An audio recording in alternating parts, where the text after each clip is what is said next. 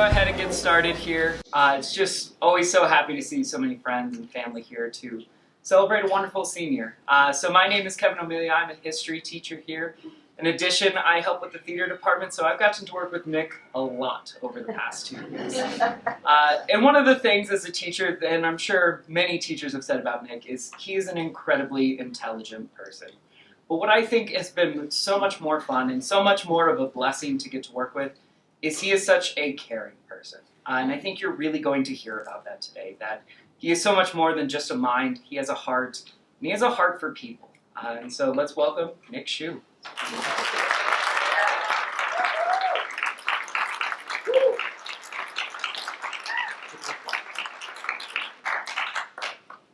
When was the last time you let yourself be truly vulnerable?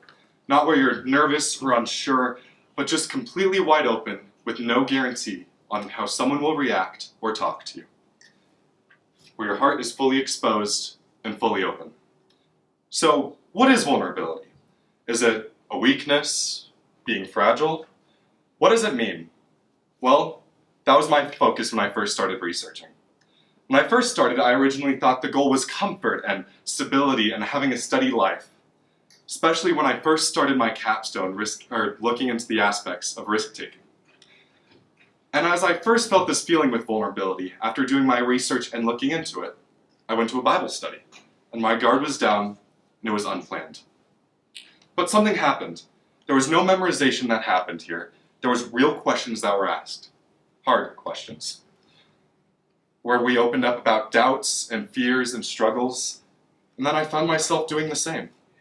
Speaking honestly about feelings and how we are, and then I found myself thinking about where I was and how I was unsure, and even had a distance with God. But it was being real and not faking it. And I had finally felt that moment, which I hadn't had in a long time. And I finally understood. And I realized that I didn't need to have everything understood, because it's okay. And as I went through later that night, and I realized there's something different with vulnerability. It's truth. It's courage to be honest. It's feeling exposed. And in that exposure, something beautiful happens. Vulnerability creates space for connection, and it builds trust, and it invites grace into our lives, and it allows us to be closer to God. In 2 Corinthians 12:9, Paul writes, "But he said to me, 'My grace is sufficient for you, for my power is made perfect in weakness.'" That flips the situation. God doesn't expect us to be perfect. He wants us to show up to be real. And God meets us with his power and grace. And then Romans 12:1-2 says, "Present your bodies as a living sacrifice, holy and acceptable to God." This isn't giving time or behavior, but rather surrendering ourselves and bringing all of who we are, even the messy and the uncertain and the broken. And then Galatians 6:2 says, "Bear one another's burdens, and so fulfill the law of Christ." Well, we can't bear one another's burdens if they're hidden, and no one can help if it's not seen. But Scripture calls for vulnerability, and I've experienced the benefits of it firsthand, such as growth and connections, and that's where we can be rooted in faith.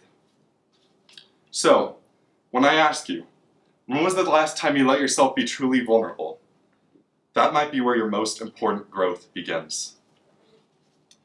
So I found myself asking this question with, how powerful was vulnerability? But then when I was asking myself this question, I realized there's a problem. People don't understand or know vulnerability. And if people do know, they're often afraid of it, or there's a confusion and stigma tied behind the word. They hear vulnerable, and they think weak. But they think oversharing and emotional dumping and everything else. But that's not vulnerability. That's just discomfort of being real. And as I read Daring Greatly by Brené Brown, who is a vulnerability researcher, she defines vulnerability as uncertainty, risk, and emotional exposure. She even goes further, saying that vulnerability is not a weakness, and the uncertainty, risk, and emotional exposure that we face every day is not optional. That changed something for me, because she's right. We don't get to stop being vulnerable. And with life situations that we do not have all the answers to, there's something at stake here. Well, when will we choose to show up? Or will we choose to hide behind some mask that feels safer? That moment I understood something. I went to Denver Rescue Mission first semester when I was originally studying risk-taking. I had an expectation to do good, and I wasn't too sure what to expect, and I wasn't sure of the effect. But as I was cleaning cars and helping sort through clothes and just whatever else needed to be done, and as I worked alongside other people who shared their experiences and were talking about what they were doing and then how they felt about these experiences and why they were even doing this, something clicked. I realized that this was vulnerability. And vulnerability is not just breaking down, but it's being honest with who we are, where we're at, and where we're headed. Because people themselves see taking challenges. And people can be afraid of these challenges, but people can become something greater when we're vulnerable. That it's more than weakness. It's showing up to be real. And this reminded me of a quote that I had from Mr. Dops when I had an interview with him, who's a pastor. He says, vulnerability is showing up to be who we truly are, not some person behind a mask, because how are we supposed to be true to others if we can't be true to ourselves? That question hit me, because I've worn that mask, and I've tried to say the right thing, but that never leads to growth. That just built walls and facades around us. So how can we be honest towards others and God if we can't even be honest towards ourselves? That's the issue. Vulnerability is often overlooked and avoided. For example, a 2022 survey showed that 47% of pastors feel lonely frequently, and another 18% feel lonely often. This is similar to the corporate world, where 24% of senior executives claim to allow vulnerability, but then a direct report shows that 13% feel the need to be vulnerable themselves. This is alarming, because leaders talk about how important vulnerability is, but it's not being passed down. How are they supposed to lead if they're not living by what they say? And in schools, 51% of US high school students say they have a belonging. Well, that means half feel isolated. And then there's another 26% that say they feel bullied. There's an absence of vulnerability here. There's a fear of being real. There is a lack of communication and safety in our education system that claims to allow emotional well-being. This is falling short in spaces where vulnerability should be welcome and supported. The statistic shows a gap in the benefits and the beliefs and actions from what we are seeing. Vulnerability is neglected, so we must redefine vulnerability. It's not a weakness, but rather a strength. And it's not emotional breakdown, but emotional honesty. And it's not dumping something on someone. And it's not overexposing, but it's choosing to show up.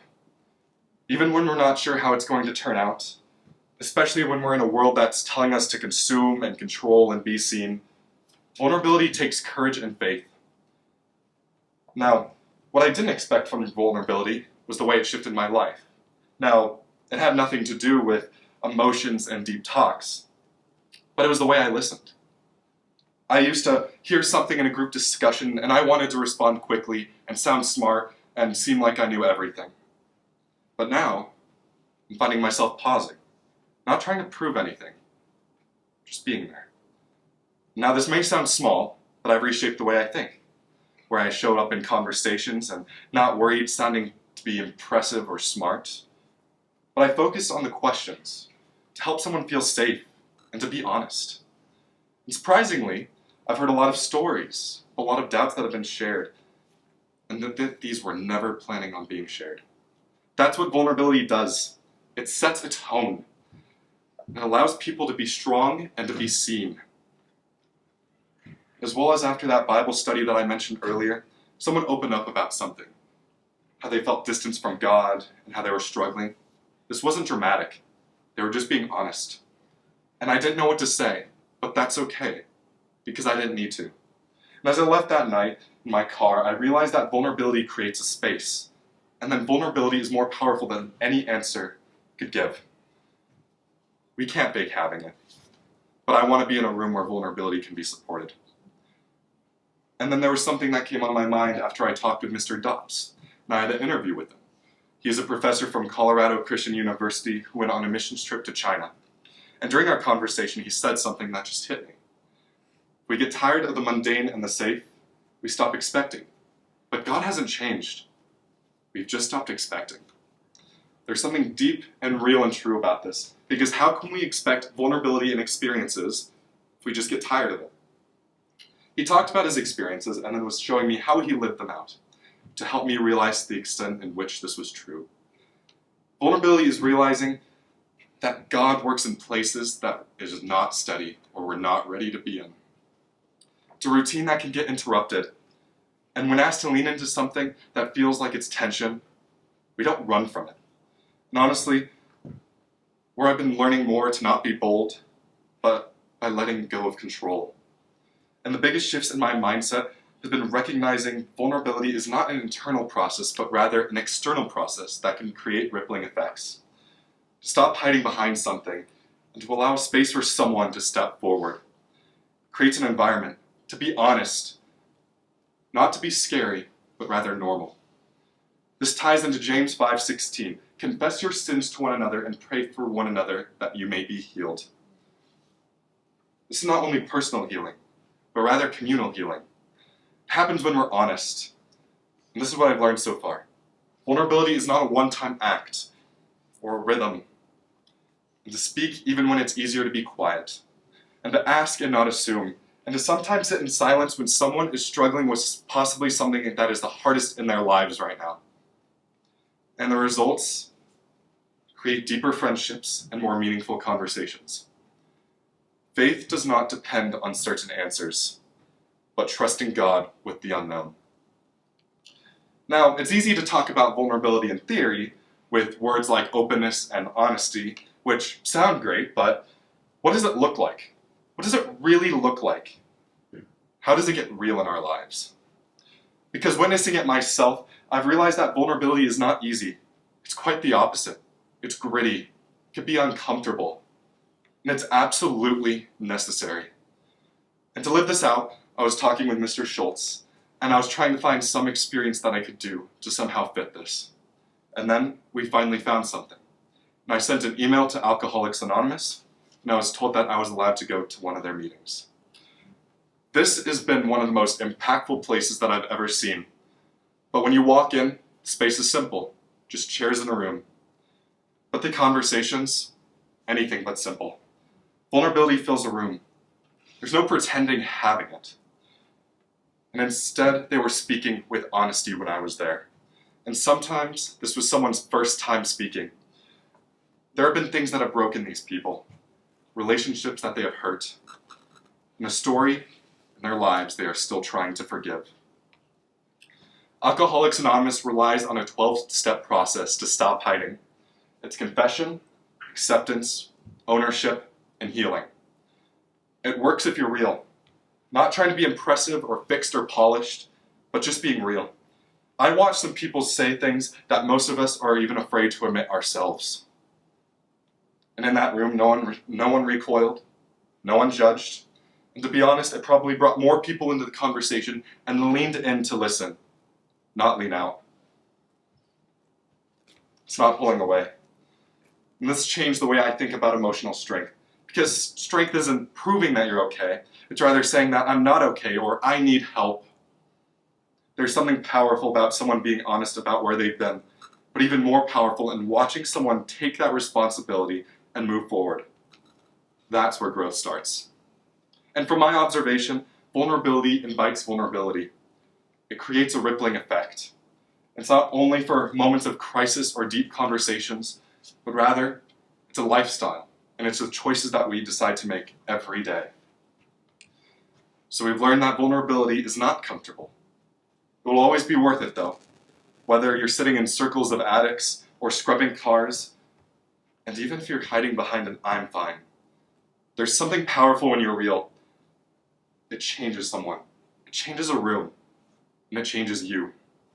And it's the only way we can grow. So, what now? We've walked through the confusion and the stigma and the transformation that comes from vulnerability. But the real question isn't what we talked about today. It's what will you carry with you? There's more than vulnerability as just a concept. It's living without performance. It's stop pretending and start participating. Because how are we supposed to live for God and His kingdom? This capstone isn't to reflect, but to remind us of the work of the human and how we can be so good and do so much change in the world. Because being fully present can be hard, but it is good. And work begins with honesty, not just struggles, but who we are and who we're becoming. There's this moment in the Man in the Arena speech by Theodore Roosevelt that encaptures it all. It is not the critic who counts, not the man who points out how the strong man stumbles, or how the doer of deeds could have done them better. No, the credit belongs to the man who is actually in the arena, whose face is marred by dust and sweat and blood, who strives valiantly, who errs, who comes short again and again, because there is no effort without error and shortcomings, but who does actually strive to do the deeds, who knows the great enthusiasms, the great devotions, who spends himself in a worthy cause, who at the best knows, in the end, the triumph of high achievement, and who at the worst, if he fails, at least fails while daring greatly. So that his place shall never be with those cold and timid souls, who neither know victory nor defeat. That's it. That's vulnerability. The critic, they're always going to have something to say. The crowd, they will always have opinions. But none of that matter more than what God sees in us. When we step forward and say, here I am, the broken and the imperfect, the all of me that I wish the parts were better. And there's one thing that I've learned in this. God doesn't transform you to pretend. God transforms who you really are. He comes down to our level, and he lifts us up, even at our lowest of lows. And that is why he is so, so good. And when God moves in someone's life, you see a revival. You see healing. You see friendships restored, and in families and in churches. You see people stop running, but start trusting. Shame loses its grip. Grace takes root. And look, I get it. This isn't easy. Vulnerability costs something. It always does. But the cost of never being known, or never letting yourself be known, that cost is way higher. So this is the call. Live in the arena. Get honest with God. Get honest with people. Drop the act. Let the walls fall. Start trusting in the places that you feel weakest in, because that might be where God needs you and wants you right now. We are never called to live the lives of silent performance. So wherever you are in your story, whether you're still figuring it out or already walking through your path or something deep, I hope you remember this. There's power in your presence. There's strength in your surrender. And there's a purpose in the arena. You just have to be willing to step in and show who you really are to others and ultimately to God. Thank you.